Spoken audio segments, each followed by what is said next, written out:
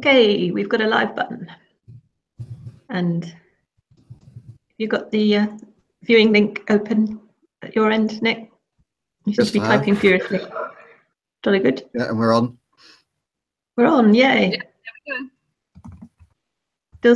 Still seeing 0 at this end. Oh, nope, it popped up to 9. Fantastic. Right, looks like we're off. So, hi there, everyone. Welcome to the final live session for this module. As you can see, we've got both Nick and Sarah here today, but we're bitterly disappointed that we've had no volunteers from any of you. There's 61 of you, and none of you have volunteered to join us in the session. So we're bitterly upset about that, aren't we? Mm. Yeah, big thumbs down. Yeah, stick some thumbs down in the yeah, we could possibly still do it live if any of you are feeling suitably shamed into volunteering. And you don't have to be alone. You can do it as a group. You just need, you can fit several of you around one screen, I'm sure. It would be really nice for us to actually see you moving, alive and kicking, rather than just sort of avatars of ourselves. Anyway, you seem to be typing. Is anyone asking any questions or grovelling No. for not volunteering? No, I was busy responding to Nick's comment. Nick was saying that it was cold and windy here, which it is, and it was very windy last night. And when the tide came in, obviously we had a bit of a bumpy night on the boat, which is quite exciting. I like that. You know, what's really weird, Sarah, is I was looking through the old Hangouts last night to send a link to the group of a previous session where we'd invited the students in. And the one I found was exactly where you were saying that you'd had a bad night on the boat because it had been really windy. Bit of a pattern there then. Yeah, that's really odd. Yeah. But it is late November in the UK. It's much Yes. to be expected. Absolutely. Right, so we still no volunteers? I've not seen anything pop up on Twitter either. No. Oh well, looks like we just have to soldier on alone. All alone. It looks like a nice day in Singapore. I think it's posted. Sorry, you were both talking at once there and I didn't hear either of you. I was just saying there are 30 people watching. 30 people watching, good, yes. And Nick, what were you saying, sorry? I was just saying we had a nice picture posted of the sunny 32 degrees of temperature in Singapore. Just to make us especially jealous. Yeah. Let's have a look. Let's have a look. So, Twitter. Oh yeah, wow, well that looks nice. Yeah, thanks, Rebecca. Okay, yeah, perhaps, yeah, I've just noticed, it's reminded me about the survey. Nick, did you want to say something about that? Yes. So if you all remember, at the beginning of the course, you completed a survey to help us with our research into improving this module and into this style of teaching. The second post-module survey is now available for you to complete. The link has been sent out in the tweet, and we'll add it into the post, the roundup post that Lisa does after these sessions as well. However, I can't add it into the live chat window because YouTube won't let me put other web links into their live chat. So have a look on the Twitter feed and have a look at the module post to get that link through to the survey. And then please, if you've got some time over today or tomorrow, I know today's probably pretty busy with the last hand in, so maybe tomorrow's more realistic. Take a short time. It's a short survey. Won't take you more than 5-6 minutes. And then we can start to analyse some of the results later. We'd be really grateful if you could find the time to do that for us. Thank you. Yeah, and this is separate to the standard end of module survey that you'll probably get through your own admin people, where you're just asked to comment sort of generally on the module and what you learned. So this is separate and an extra thing to that. So if you could do both, it would be brilliant. I know filling out surveys is a pain, but our one at least is nice and short. Can't speak for the other one. But Yeah, Yeah. really, we would be very grateful. So to all of you who've made the effort the first time around, thank you. But without the second set of results, the first set of results don't have a lot of meaning, because we need to try and compare how your attitudes have changed, or your opinions and views have changed over the course of the module. So in fact, it's really important for us that you can find the time to do the second one. So many thanks in advance for all of you who do that. Okay, are we getting any questions through? No, we're not having anything. There's nobody's really saying anything on YouTube at all. It sounds as if it sounds as if everyone out there's just sort of melting in the 32 degrees. Yeah. Or freezing in too much aircon. But either way, and probably as well, it being final hand-in day and not far off the deadline, I suspect people are probably quite into it. Yeah, but I can't believe it's gone really quickly. So when do you guys start your next module? Perhaps someone could type an answer in. I'm just curious as to know what sort of break, if any, you get in between. Found out that there are some British universities, Bournemouth Arts University being one, who follow that same system of doing one module at a time for just 2 or 3 weeks. I didn't know that.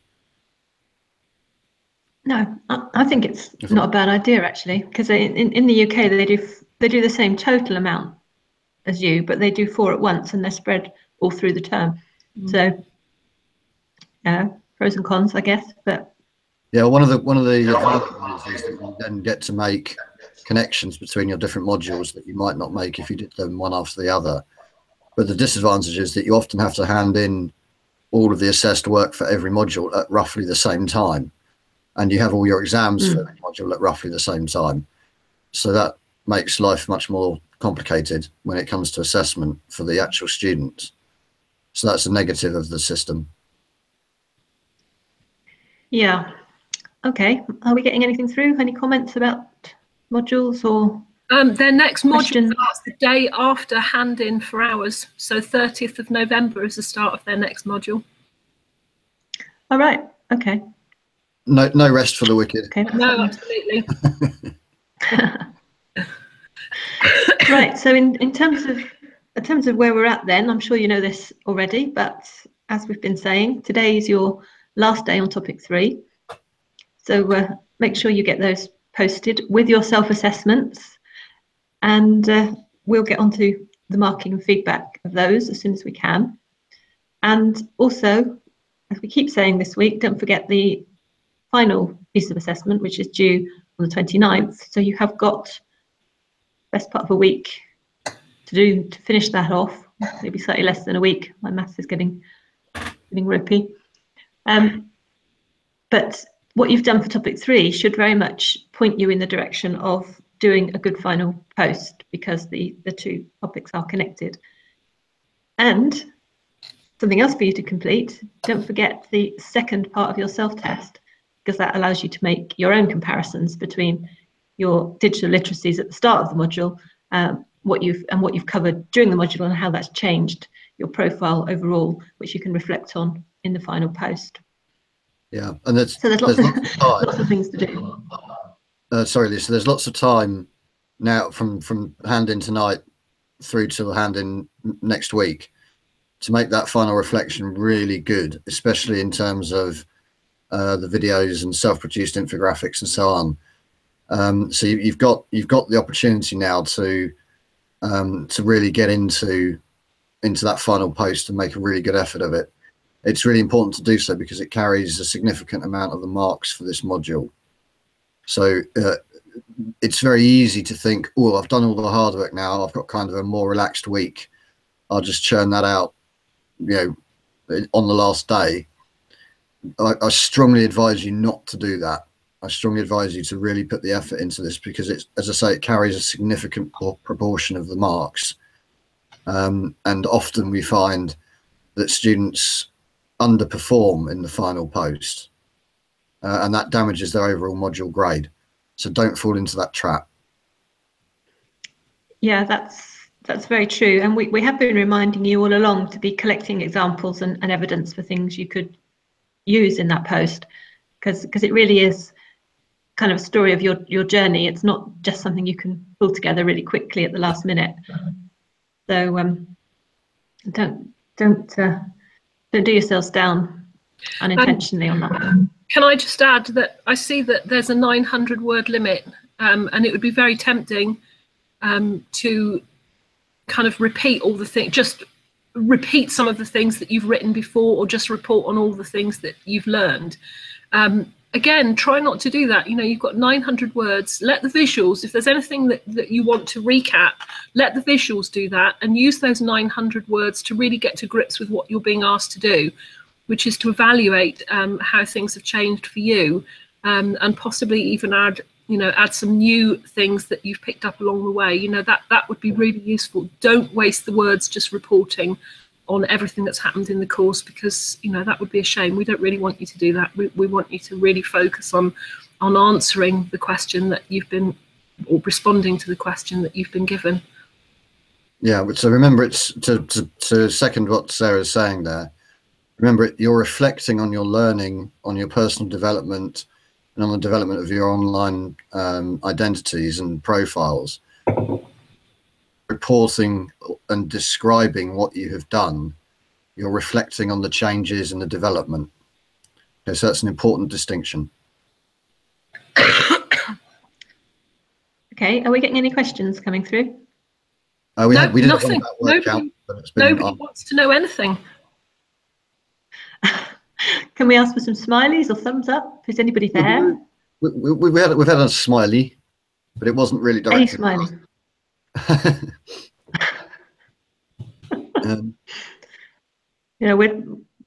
We hopefully shamed people into silence for not volunteering to join us today.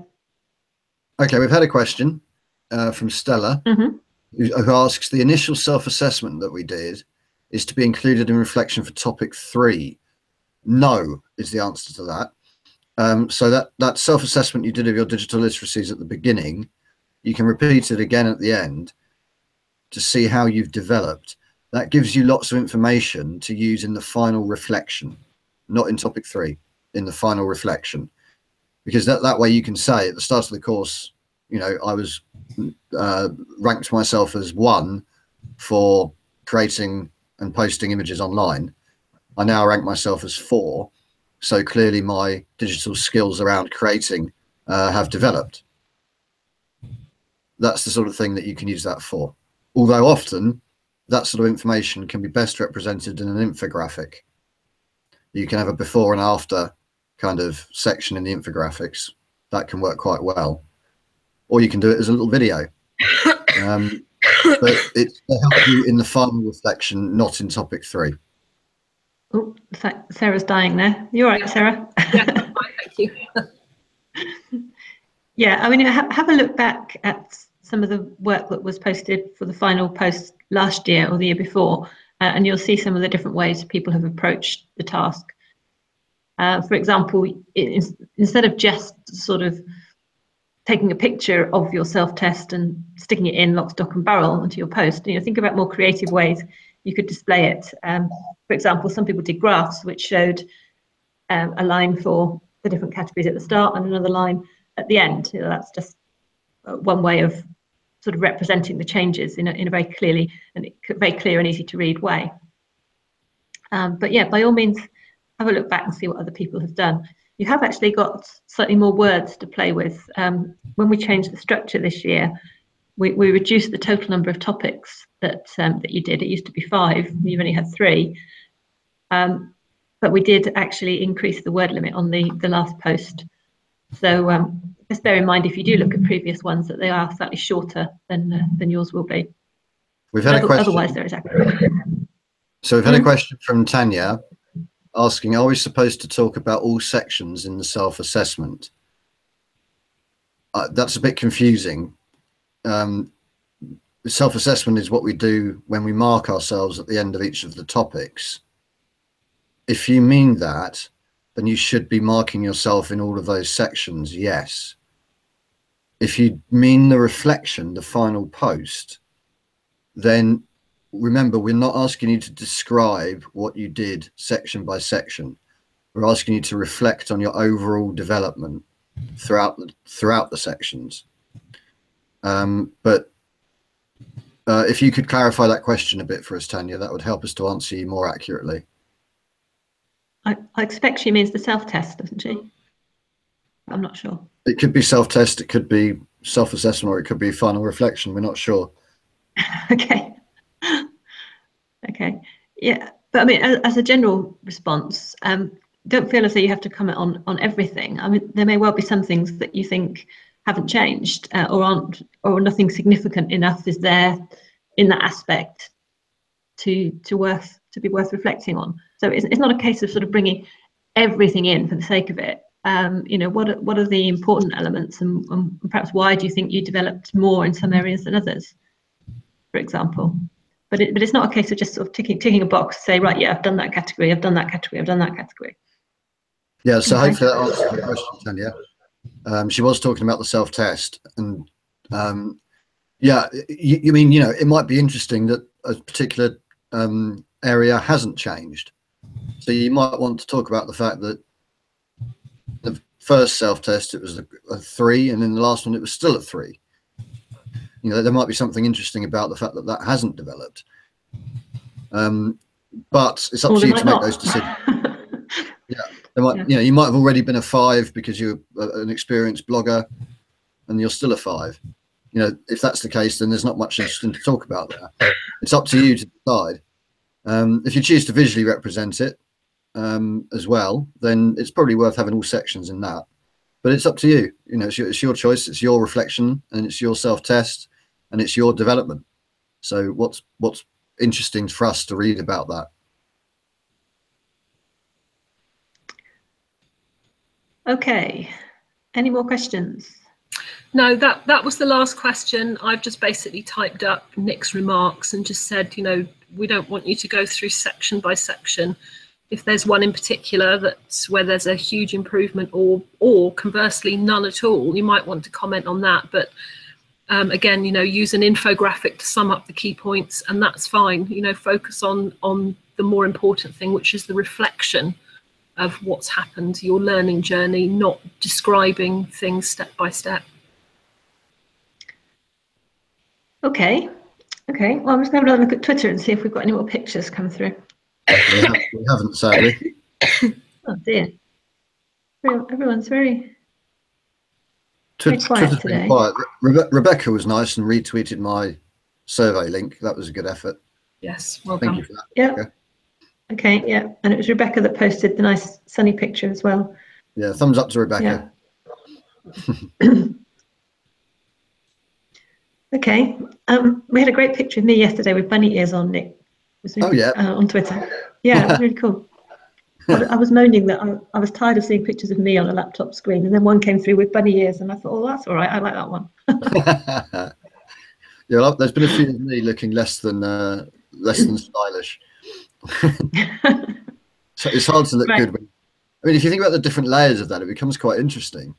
You know, a screen, taking a picture of a screen to display on another screen via all sorts of different services and devices, and you know, I quite like the thought of that journey.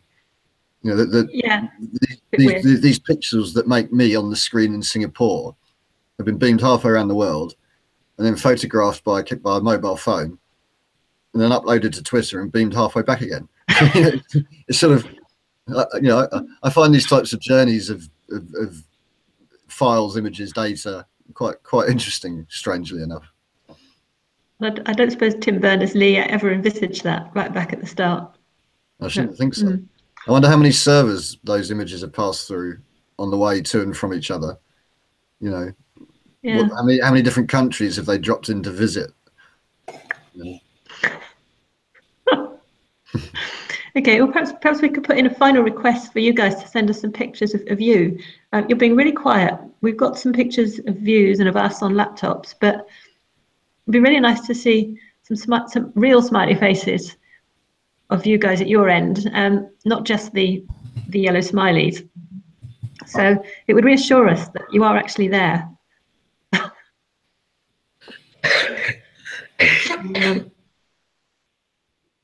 So I'm putting out a final request for pictures. We did this the other day, didn't we, Sarah? We said, she's still dying.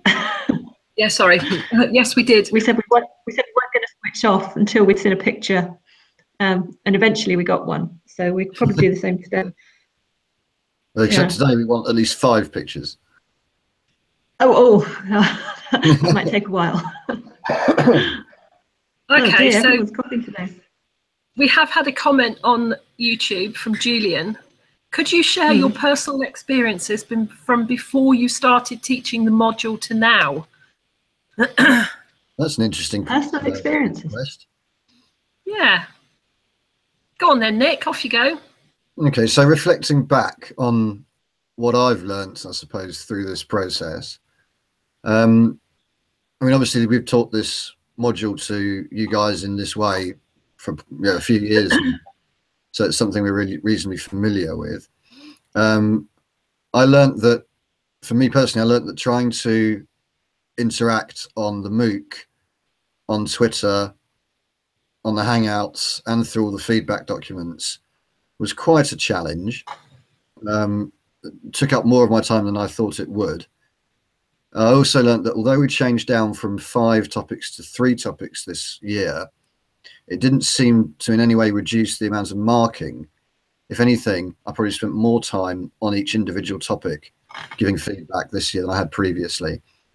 So although there was less sort of frequency of marking, probably the depth of the feedback that I was giving was higher, and therefore the time involved was not hugely different.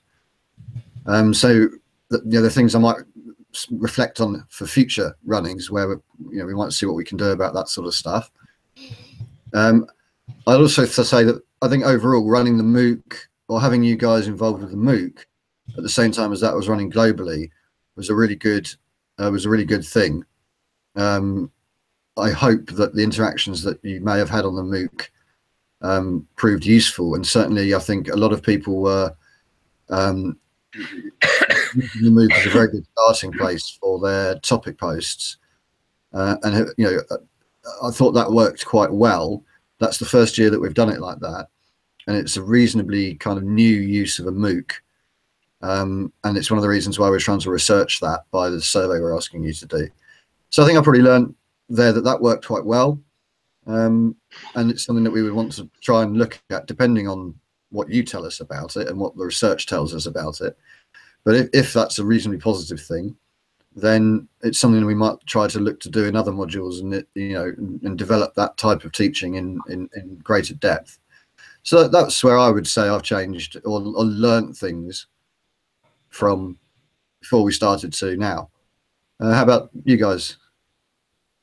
I've just asked Julian, because he did say share your personal experiences from before you started teaching the module. So I wondered whether actually what he wanted to know is what we were all doing before we actually got involved with teaching this model at all. So kind of the bigger question, and I'll answer it on those lines, I think. So before I started doing my PhD, I was a teacher in secondary school. So I taught kids from 11 to 18. Which is very, very different from, teaching university students. You're all grown up, and you largely can be left to be, you're kind of pointed in the right direction, and we know that on the whole you're going to get on with it. That is not the case for a class of teenage girls and boys, I can assure you. And I did that for 10 years. Before that, I worked for a pharmaceutical company. Before that, I worked for a small local company and used to do graphic design, used to design things like their catalogue and price labels and things like that. Before that, I worked in a bank. Before that, I worked in a building society, which is very similar to a bank. So I've done all sorts of different things. When I was a teacher, I taught English, which is why I did correct somebody on Twitter. I did one of you girls, I think I corrected your English, because I just couldn't resist it. It was a bit of an obvious thing, and I just had to get in there and say something. I'm a Nazi. Well, this was the from and to. It's sitting there on Twitter. It's not very far down. I just couldn't let it go. Once an English teacher, always an English teacher, I'm afraid. But I think when I finish my PhD, because it's based, because I've completely changed tack, and my PhD involves a lot of writing computer code, and it's got a very strong computer sciencey aspect to it. I think while I may go back into the classroom, I don't want to be teaching English again. I think I might teach computer science. And I'll only do it part-time because I actually don't think I have the energy to fight with 13-year-old girls full-time anymore. I think I can only do that part-time. And I'd like to stay on and carry on doing some research at the university. That would be good. So Julian's clarified a little bit. He wants to know how he felt about teaching on the web. I personally it's a really good question, because a sensitive teacher, a skilled teacher can feel the class. You can feel whether people are learning, whether people are engaged, whether people are interacting with each other, and you can kind of measure whether people are coming away with the right criteria, with the right sort of learning objectives having been met. These things are harder to do online, and this is part of the reason why we keep asking for pictures of you and for comments and smiley faces and things like this, because that's a way for us to try and sense how you are responding to the things that we're telling you, and that's obviously missing online. Overall, I don't personally find it any different, really. I mean, obviously I'm reasonably experienced in doing it, and obviously I've been working on the MOOCs for quite a long time as well, where it's a similar thing. You interact mainly through text, and you don't see the face-to-face situations. It'd be interesting to know what you think about that, and whether you think the face-to-face time is really significant to you. For me, I'm slightly mixed on it. I do miss the classroom interaction, but I don't miss it so much, and I actually like this way of working. So that's where I am at. How about you, Lisa? Yeah, I was just thinking while you were speaking, sort of how this module came about, because basically it started because we ran a similar module at Southampton with exactly the same title, Living and Working on the Web. And when I developed that module, I very much thought that people, if they're studying the web and how people live and work on the web, they should actually be doing that on the web themselves while they're studying it, rather than just reading about it or listening to someone talking about it in a room. So it's the real kind of active learning aspect. So obviously, if that's the subject of your course, then sort of studying it online is quite a natural thing to do. So, but obviously not every subject has those characteristics. So, I mean, at the moment, for example, I'm developing a new module on virtual working, which is really about how in the workplace, people are increasingly communicating online, meetings held through Skype, for example, with people from all over the world brought together. And so that would be another example where actually studying that module, you would do it online to get direct experience of what it's actually like. So for that kind of course, for what you're doing now, it seems a very logical thing to do. But having said that, even in the UK, when we run this module in Southampton, we do have face-to-face drop-in sessions where people can come in and talk to us, and we can sort of troubleshoot any issues, have a discussion, etc., actually face-to-face. Although to be fair, they're not actually that well attended, are they? No, there's probably half the group never come at all. So, maybe we're overplaying the face-to-face aspect. Some people really want it, other people don't seem bothered. Yeah, I'm with you on that. I think that actually being able to kind of learn how to do things exactly like we're doing here, where you're on a group video conference type call, is exactly the sort of thing you're likely to be doing in the workplace more and more often. Workplaces are likely to change quite significantly in terms of more and more people working from home, working remotely. So these types of skills, the ability to interact through the internet. So that means both these types of voice calls with pictures, and also effectively through text, be it an email or be it a tweet or be it a blog post or whatever it is. These sorts of skills become really important. And really, we kind of need to, I would argue, and I think the MOOC argues, that we need to sort of reconsider a bit how we teach and what teaching actually means. And as you've seen from this module, most of the learning has been done by you guys, and most of the sharing of information and most of your development has been through your interaction with each other. So the whole role of the teacher, the whole role of the face-to-face is now very, very different.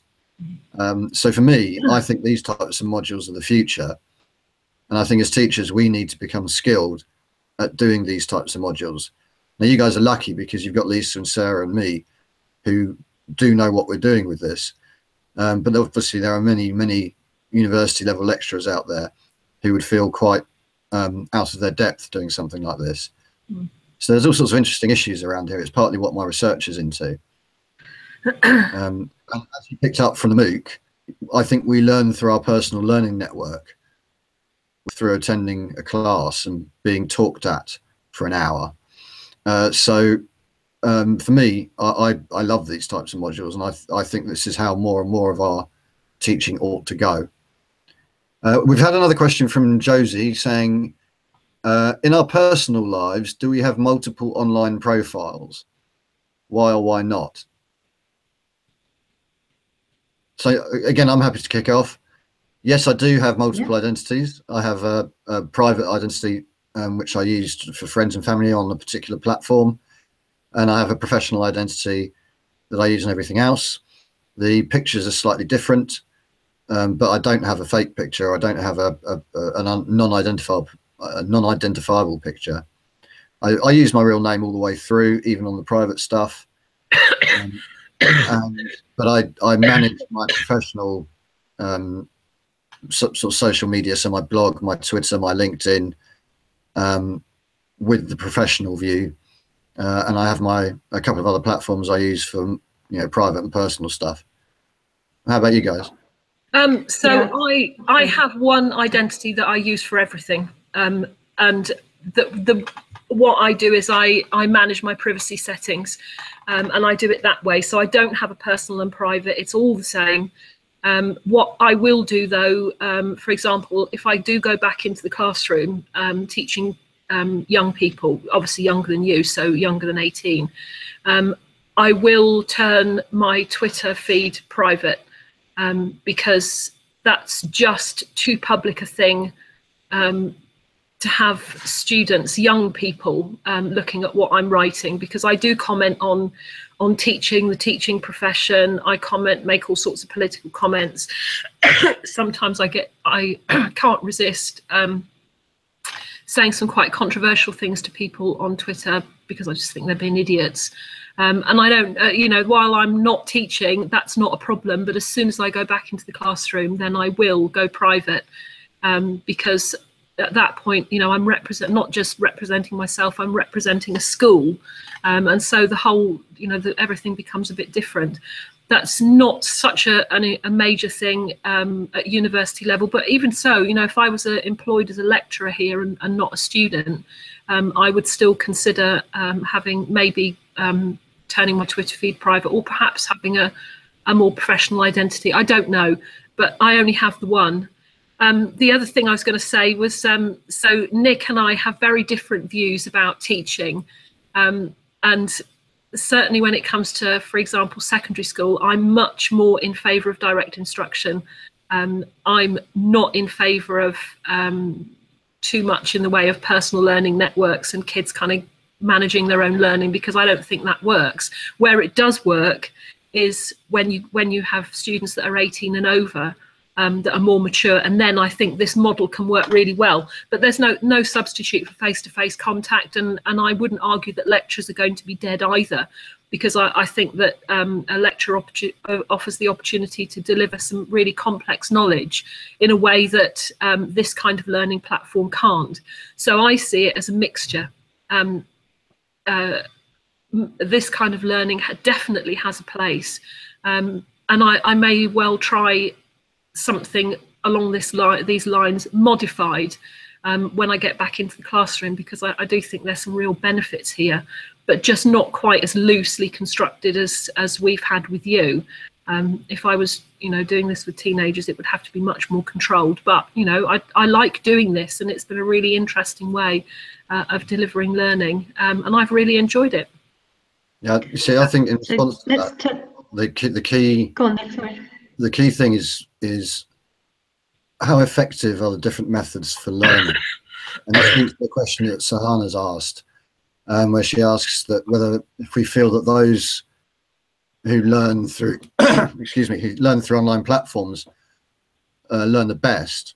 And I'd say it's not so much learning through the online platform, although that I would say that's a big part of it now. It's about what you believe in terms of the learning theories about how we learn. Do we learn best by mindlessly remembering stuff that people tell us? Or do we learn best through discovering things for ourselves, doing stuff with it, and then sharing what we've done with other people and learning from them? And while I think Sarah's point about the age and responsibility of learners, i.e. the secondary school students can't necessarily be trusted to self-direct their learning to the same way that you can as adults at university, that's probably because they've never been brought up in that tradition and have been used to having a teacher telling them what to do all the time. So if that approach was the norm, and you know from a very early age you started to learn in that type of way, then I don't think that would be such an issue when it came to that age problem. However, as things currently stand in the UK, I'm not sure. I think Sarah's point is valid, that there still needs to be quite a lot of controlled environments in which people learn. I think that's a shame though, because I really don't think people learn best that way at all. Don't forget as well that, sorry Nick, I was going to say, don't forget as well that all you guys have chosen to do this course. You're there because you want to do it, because you're interested, and you want to presumably go on and work in some kind of marketing role. So you're very motivated and committed to learning.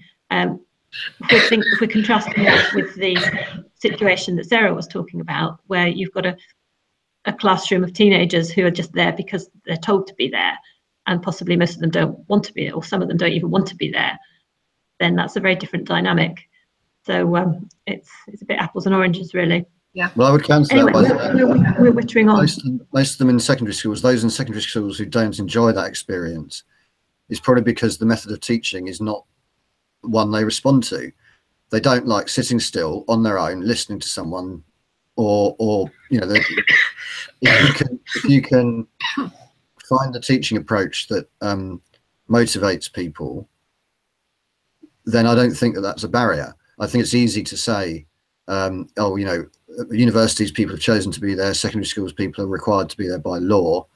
And yes, that does change the dynamic to an extent. I wouldn't try to say it doesn't. But I think if you teach them in a way that is engaging and that they seem as relevant and that makes use of their digital tools and makes use of their digital skills and develops the things that they actually want developing, that age shouldn't be an issue there. With the current expectations, it is. But I don't think it needs to be, I don't think we have to define it in that way. Changing the subject though slightly, really nice picture from Tanya on Twitter, where she's done some creative digital work. Oh, brilliant. Oh, wow. To produce a nice thing, and instead of thank you, and various people have said thank you actually. So that's we're really fantastic. grateful for that. That means a lot to us when we hear a nice thank you. Yeah. And we should say a huge thank you to Lee, who I love the managed to make glasses. it on for their hangouts every single morning for the whole thing. That's very impressive. So Lisa, thank you for that. Yeah, no problem. And I haven't even got a lie-in tomorrow. I've got an early start at work tomorrow. So the 7 a.m. alarm calls will carry on.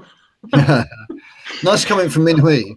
just linking back to what we were just saying, talking about there being a website for 4 to 12-year-old kids in China to learn English called VIP Kid. And I think what the point you're making there, Minhui, is exactly right. That there are kids, say 4 years old today, who'll be coming to university in 15 years, who will have grown up with network learning throughout their entire life, making use of this sort of stuff. At that point, these types of approaches will be much, much more common in secondary schools, even in primary schools. So really what you're doing on this module is experiencing a bit of what I think is going to be the future. You know, you're kind of at the cutting edge, and this module itself is kind of at the cutting edge of how things can be done. And you know, you guys are the first in what will hopefully be a long chain of people learning in this type of way. But there's some great pictures on Twitter. They're fantastic. Thank you so much. So yeah, there's the one from Tanya we've just been discussing. There's another one of all three of us with great big glasses on. That's brilliant. That's from hang on, I've lost it again. Is that Stock Guy? And there's one here from Rachel, which managed to got a screenshot of Sarah coughing. Yeah, I've apologised for all the coughing. And Stella with a cup of tea or coffee. Oh yes, sending you a get well message. Brilliant. Yes. And Sahana says she's going to miss the online module. That's good. And a little video. Sean has done another video with guitars.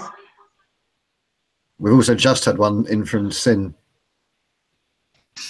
And there's one from Denise, which has got some really nice add-ons to it. Fantastic. Yeah. One with Nick on the screen.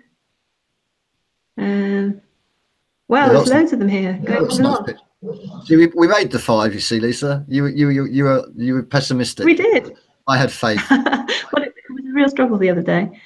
Oh, brilliant. See, everyone's digital literacies have developed so well that now it's easy. Switching whiskers, fantastic. We'd like to know what. Brilliant. Okay. In one word, or maybe 2. We might give you 2 words. What was the thing you most enjoyed about learning in this way? You can type them up or put them on Twitter. In 1 or 2 words, what was the thing you most enjoyed? Some people have already said that they're going to really miss doing their classes from bed. That seems perfectly reasonable to me. And that's one of the advantages of learning networks. But so you could just put bed as an answer to that question. What thing did you most enjoy about the module? 1 or 2 words. Go for it. Yeah, and then we should wrap up. Oh, good stuff. Flexible, quick replies, interactive.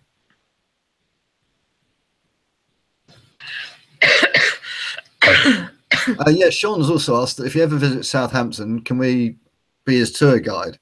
Well, actually, funnily enough, one of the students on a previous running of this module, was it 2 years ago, Lisa? Yeah, it was 2 years ago now. Did come to visit. Ryan Chu.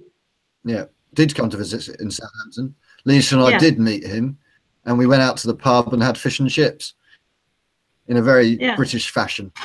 So and he had a tour of Sarah's boat. He did. Then obviously let us know, and we're more than happy to actually meet up and say hello face to face. Offline is important also, as well as I believe a few of you guys from a previous cohort came to Southampton for master's courses. 1 or 2 have done the digital marketing masters from Singapore as a result of doing the program you're on now. So it may well be that some of you in the current course, when you finish, might want to do that as well. Oh, what are you doing there, Nick? I've just taken a picture of the comments from the live chat where people have given replies. So flexible, quick replies, interactive, flexible. I have more extra time. It's online, real-time interactions. These are all good things. How does it compare to some of your other modules? Do you like it better, or do you prefer some of your more traditional modules? How would you rate them? Again, 1 word: better or worse? I think it's probably only the second module, Nick, so that's a bit, it's a bit Oh, mean. is it? Oh, okay. Early days still, is it? Yeah. Yeah. Okay, well, that's hard for you to assess then. It'd be interesting to know that, though. If anyone wants to drop me an email at the end of this year and say, you know, your module was the worst one I took, it was terrible, or your module was the best one we took for these reasons, I'd love to hear that. So Yeah, feel free to. That would be really useful. Okay, I think we should wrap up. Just a few practical points. Obviously, you need to get your final posts in today, and we'll get on to the marking of those as soon as possible. And we will obviously continue to give you feedback on your final post after you've handed it in. It might not be so quick, I should say, because we've been trying to turn around these topic 1, 2, and 3 feedback very quickly, so you can incorporate it into your next piece of work. Obviously, that won't be the case for the last one, and certainly I'm not sure about Nick and Sarah, but I know for a fact that I'm actually on a training course on the 1st of December all day, so it might be a couple of days rather than the usual one day for getting the final post feedback done. Also, on top of that, it'll be even longer before you get your final module marks, because before those are released, we have to get everything moderated by, firstly, between ourselves, we will cross-check everything, and then we have to get an external person from the university as well to review what we've done to make sure we've been fair and consistent. So that takes time. So don't expect to get instant response after you've completed your final post. It will be a bit later, and also the actual marks that you get for the module as a whole will be even later still, because we have to go through this validation process. So please don't panic about that. It is all under control, but we do have to go through the standard university procedures. Okay, are we getting any final questions or anything you guys want to say? Oh, we seem to have lost Sarah. Yeah, her computer's shut down again from overheating. Yeah, we've had some interesting comments here. So Julian said that he definitely prefers this module. They've done 3 so far. Okay. Stella says, honestly, she likes blogging, but having daily assessed tasks is rather tiring. That is true, and we're aware of that. But actually, that's a result in part of your Singapore system. In the UK, we do the same, more or less the same module, but we do it over 12 weeks. So you have, in essence, you have 2 or 3 weeks for each topic post. So that makes it very much different in that respect. And that means the time pressures are less sort of full on. You get a bit more time to research in depth. You get more time to produce your graphics and your visuals. So in part, that's the module design, obviously, but in part, it's also the Singaporean university system. However, we are aware that it's quite challenging for you guys. And so the fact that actually this time around, I don't think, as far as I'm aware, certainly within my group, I don't think there's a single person that has been late with a single part of the course. That's quite unusual. We normally get a number, 2, 3, 4, who failed to post their reflections on time, who failed to post their comments on time, sometimes through technical difficulties, sometimes through bad time management. But you guys have been really pretty good at that. And you know, like I say, that's quite an impressive thing, because it is challenging for you, and we do know that. But you can work anywhere you like. You can work from bed, you can work from home, you can work on the bus, you can work in a cafe. You know, in that sense, you've got a lot more time. We do all the time, don't we? Yeah, you've got a lot more time than coming to lectures and wasting time on the bus and wasting time, you know, getting to and from university, you know, all that sort of stuff. So, you know, swings and roundabouts on that one, but we do know it's pressured, and it is something we're aware of. So thank you for your honesty on that one. Okay, yeah, Sahana likes the fact that she doesn't have to get sort of dressed up for going out. You know, like, you know, you can just wear your slobbing around the house home clothes. Like we do. Well, hello. Look, I always get dressed up properly for these hangouts. I'm in public now. From the neck up, maybe. From the neck up, yeah. From below the table, I'm doing a newsreader. Oh yes, that was fantastic, wasn't it? Yeah.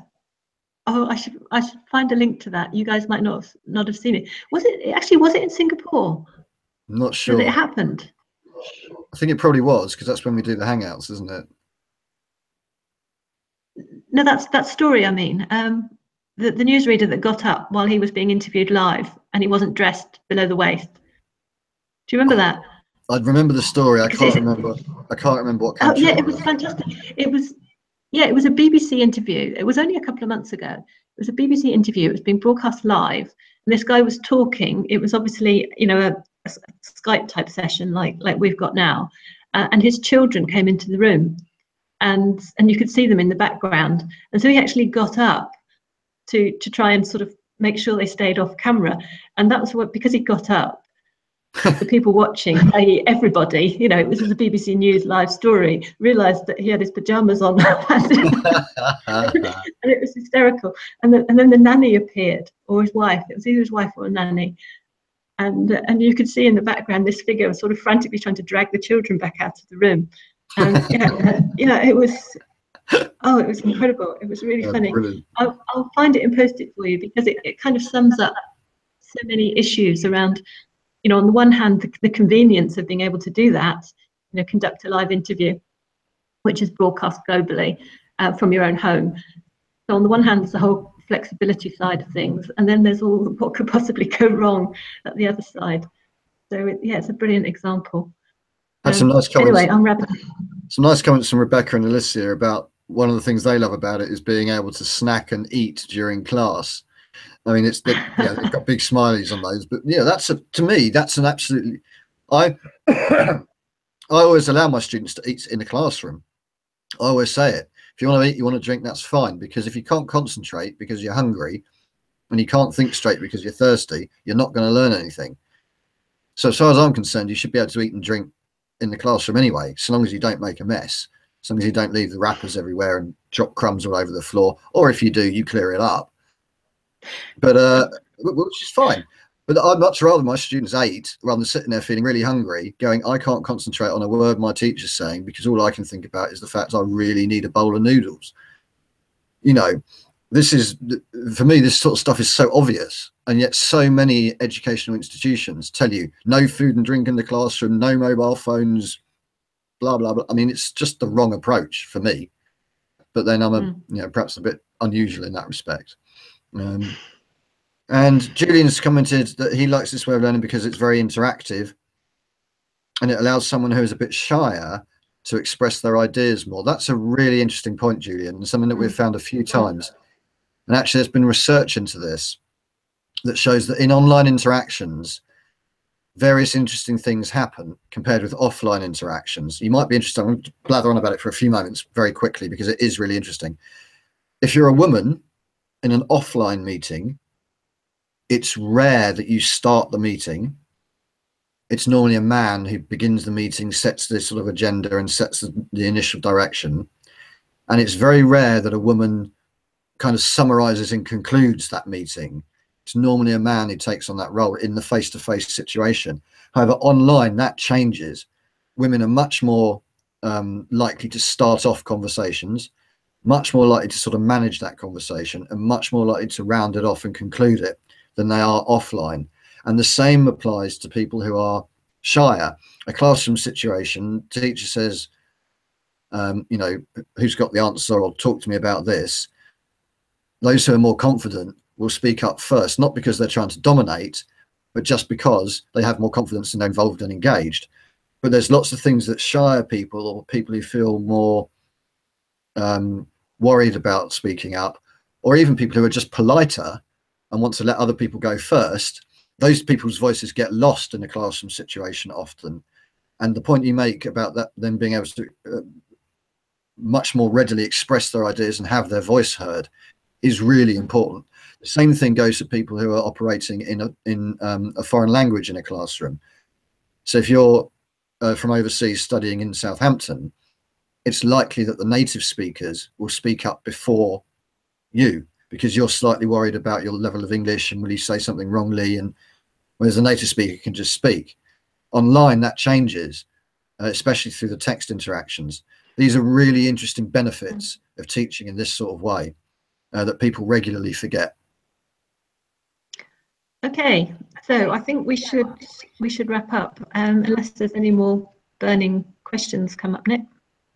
No, Sarah's engaged in some chat about laptops and various brands of computer devices, but that's not actually pertaining to the thing. Sean said a very nice comment. Thank you, Sean. Nice one.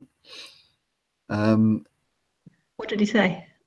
He said that it's just gone off the screen, that everybody wants me as their lecturer because I'll let them eat. I would encourage you to eat. Yeah, we haven't seen. Stay fit. We haven't seen so many photos of food this time. Usually we get lots of pictures of food. We haven't seen too many this time. No, not too many. No. This group's more busy studying than eating. It's not good for you. Yeah, we've seen lots more laptop pictures than food pictures. Right. Well, okay. Well, we should sign off. Yeah. Time's flying. And okay, so yeah, I guess we've been on almost an hour. So thanks again to all of you for your contributions. You've been great, and even though this is the last of the Hangouts or live sessions, I still keep calling them Hangouts. Then we haven't quite finished yet, obviously, and you're very welcome to continue to engage through Twitter or email, or ask any questions that occur to you after we've finished. So we've not gone for good. And as Nick said just now, I mean, we've been really pleased by your engagement through the module. The fact that the stuff's been delivered on time and of a high quality, that's really helpful to us. We've also liked getting your very positive feedback. So I'm going to do a summary post just to kind of wrap up some of the things we've discussed this morning. Obviously, there won't be any link included this time for another Hangout, but it should still hopefully just act as a prompt as to what's left to be done on the module. It will have a link to the survey for our research, yes, though. So please do look at that post and follow that link. Okay. Yeah, that's well reminded. And also, of course, we'll give you feedback and a general feedback post when we've marked your topic 3s, as we've done with the previous ones. So keep an eye out for that as well, because that should help you to really focus your final posts, which are due in next week. So I think that's where we're at, and we should say cheerio. Yeah, and as I say, just to reiterate, big thank you to Lisa, who's been on every Hangout, done all the posts, worked extremely hard. So big thank you to Lisa for everything. Lots of thank yous coming in on the chat. People saying they're going to miss the module. Thank you for our efforts. That's much appreciated, guys. Thank you very much. These things do make a difference to us. So thank you for your nice comments. Yeah. If you've got a photo of any sort of key points there, because don't forget that the chat disappears once we cut off. So when you watch the recording, you won't actually see the chat. So if there's anything in there that we need to know, you could take a picture of it before we close off. That would be. Yeah, there was one practical suggestion from Nick, who I have to say spells his name in absolutely the correct way, who said that there is the possibility of running this as a 12-week module in Singapore, that what they call an overlapping module. So you can do these overlapping modules while you're doing the primary modules, and that could actually be an interesting development. It's something we'll look into, Nick. It's a good solution. Or it's a good suggestion for a solution. So thank you again for that. Interesting idea. Okay. So is there anything you want to say and wrap up, Nick? No, just well done, everyone. Good stuff. And don't forget that final reflective post is really, really significant. So put the time and effort into it, because it's a big part of your marks. Apart from that, no, just thank you to everybody for being cool. Yeah, thanks a lot, and for all the pictures today. We've had some great photos, so I'm going to have another look in a minute, because there's probably a few that I missed.